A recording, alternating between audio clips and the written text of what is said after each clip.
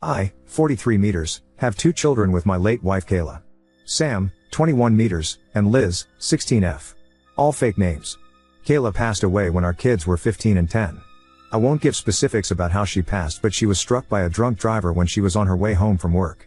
She really was the love of my life, and to say that her passing hit our family hard would be an understatement. I promised myself that if I got back into the dating game I wouldn't date anyone for at least a couple years for the sake of my kids. 3 years after my wife's passing, I met my now fiancé. We'll call her Amanda. Things went slow and I didn't introduce her to my kids until we had been dating for about a year at that point. Now we've been together for 3 years and are engaged. Amanda and my kids have always had a good relationship. Neither of my kids are super close to her, but they have always been friendly and welcoming to her, and Amanda has never overstepped any boundaries my kids have, like trying to replace their mother. At the beginning of Amanda and I's relationship, she was a bit insecure of the fact that I was a widower. During the first few months of us dating, she would constantly ask things like if Kayla had never passed, would I still be with her right now? I always kept my answers brief, and told her that I didn't like thinking about the what ifs and that she was the one I was dating now and that was what mattered. Eventually she stopped making these comments and I stopped worrying about it. Now to the issue. My parents were hosting a family dinner to celebrate my fiancé and I's engagement. It was my mom and dad, my late wife's sister and her husband, Sam and Liz, and me and Amanda. Dinner was going well. We were all making small talk with each other and talked about wedding plans. About halfway into dinner my mom made a comment about how she was so happy I was able to find the spark I had with Kayla and someone else. I don't think anybody really paid much attention to the comment, but then Amanda laughed and said I'm happy she died, otherwise I would have never gotten him to myself. The tone of the dinner immediately shifted and everyone got extremely tense, especially my kids. Amanda noticed the shift and started awkwardly laughing like she was trying to play her comment off as a joke. I was honestly just frozen, as that was the first time she had made a comment like that. My kids looked disgusted and Liz got up and walked out to the car. Sam waited a bit longer like he wanted me to say something, but I was still in shock about what Amanda had said. To make a long story about the dinner short, the dinner was kind of ruined, so I said my goodbyes to everyone, grabbed my fiancé and we all drove home. My daughter hasn't spoken to me or Amanda since and it's been 3 days. I got tired of it and pulled my son aside to ask him what I should do. He said something along the lines of I'm a grown man and don't care who another grown man marries, but I don't want a woman who speaks like that about our mother around my sister. Sam's comment stuck with me and now I'm considering calling off the engagement entirely. She's never made comments like this before, but I'm worried if I let it slide this one time, it will become more frequent and it will affect my daughter. I need some advice from outside perspectives and just want to do right by my kids. Wibta if I called it the engagement because of the comment she made? Edit. Wow, I didn't expect to get this much advice so shortly after posting this. Nonetheless, thank all of you for the advice and even the people calling me a bad father. I think your guys' words are what I needed to pull my head out my ass. I will try to talk to my kids alone tonight before speaking with my fiancé and we'll see where it goes from here. I'm pretty sure my fiancé and I are over though. I'll UPD 8 late tonight or tomorrow on how the talks with everyone goes. Thank all of you again for setting my head straight. Edit number 2. I tried posting my update on here but this post wouldn't allow it. I've made a separate post for the update for those interested. Update 1. Did my fiancé apologize to anyone at the dinner party? No, she didn't. I honestly don't think it even registered or has registered to her that what she said was wrong. 2. Does fiancé have social anxiety? Not to my knowledge, no. In all the time I've known her she's never shown any signs of social anxiety and doesn't have a history of it. 3. How old was my late wife? She was 37 when she passed and we were the same age. Amanda is 41. A lot of people were asking for clarification on the time frame of her passing and when my fiancé and I met. At this point in time Kayla has been gone for about 6 years and I met Amanda roughly 3 years after Kayla's passing. I didn't mention either of their ages as I didn't believe it was important because we're so close in age, but I understand why a lot of you guys would want to know. Now that I've clarified the things I was most asked about in the comments, we can get into the update. While I'm writing this update, it's the day after I talked to my kids. So last night at around 5:30 my fiancé left for work. She works nights most days of the week, so I was able to call my son and ask if he could come over so I can talk to him and his sister. He goes to our local college and lives in an apartment near his school. When he started college he wanted to move out, but also wanted to stay close to us, so he settled on an apartment a few blocks away from the college.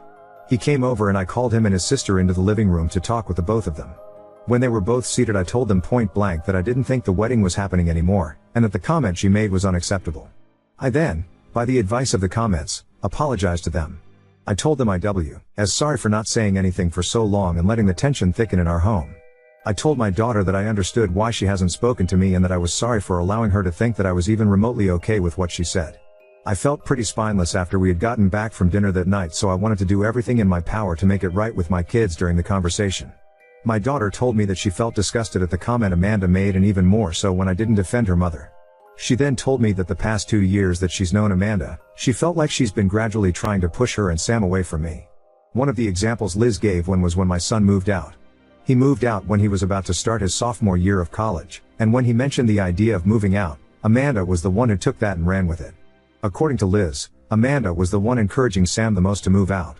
To be clear, I was never against Sam moving out, but I was clear to him too he was welcome to live at home for his college years and even after until he found where he wanted to be.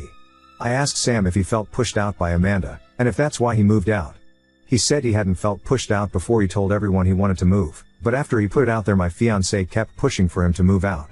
Liz cut in and said that every time she brings up college, Amanda keeps encouraging her to go out of state.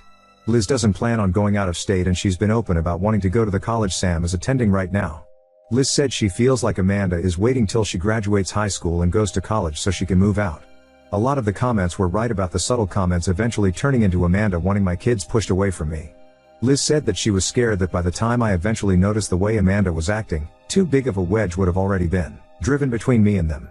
I told my kids that I'm sorry it's taken me this long to notice and that I was also sorry they've been walking on eggshells for so long.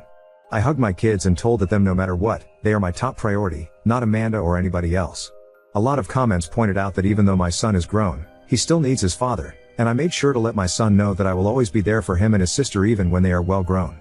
The entire conversation lasted about 2 hours. We covered a lot of the bases we wanted to, and it got emotional on all sides.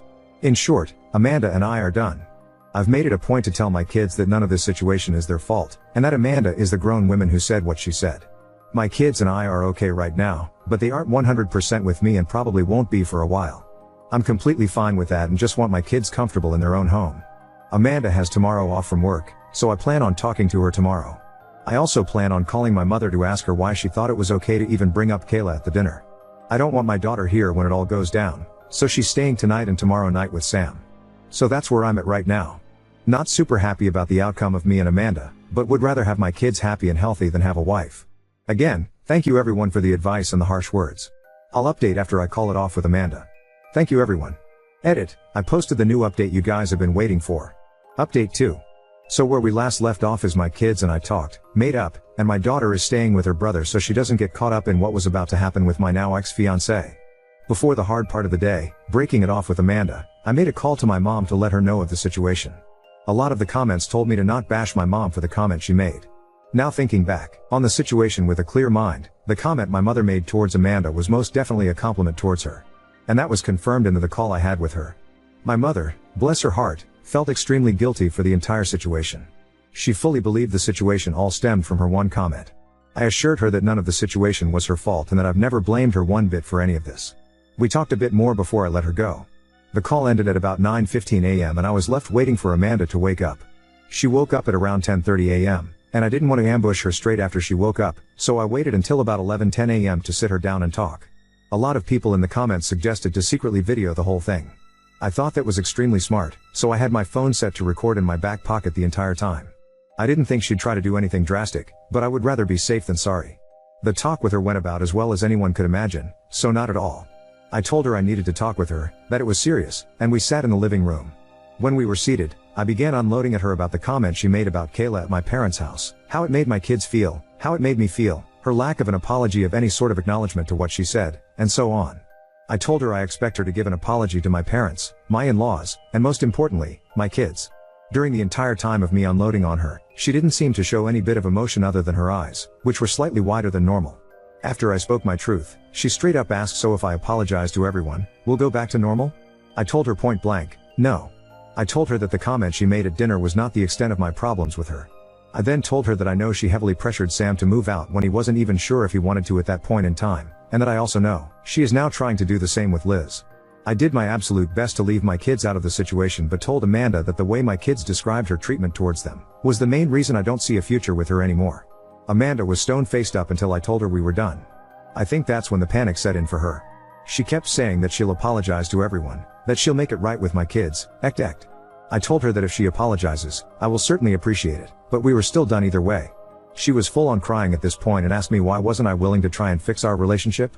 And I told her that even though I loved her, and I will be honest I still love her very much, I was not willing to take another chance of my kids being hurt against the way they were. I was frustrated and shot back at her asking her why she was trying to push my kids out of their own home. And I got back an answer I was not at all expecting. I was completely shocked at her response, but a lot of you guys won't be. A lot of commenters actually hit the nail right on the head with what Amanda was truly like. Amanda responded with, "Well, I didn't know you expected me to house somebody else's kids for the rest of my life." I immediately saw red, and after about a minute I told her get out. I told her that my kids can go wherever they damn please, especially in the house that I own and pay for. She tried to retaliate, but in the end ended up pack a few bags and going to stay with one of her friends. I emailed a copy of the phone recording to myself. The talk only lasted about 25 minutes, not nearly as long as the talk I had with my kids, so if anything ends up coming of the conversation, I have all I'd need to keep my name clear. I've texted my kids that Amanda is out of the house for good, that they are welcome to come home anytime, and let my son know that if he wants to, he is more than welcome to move back in completely.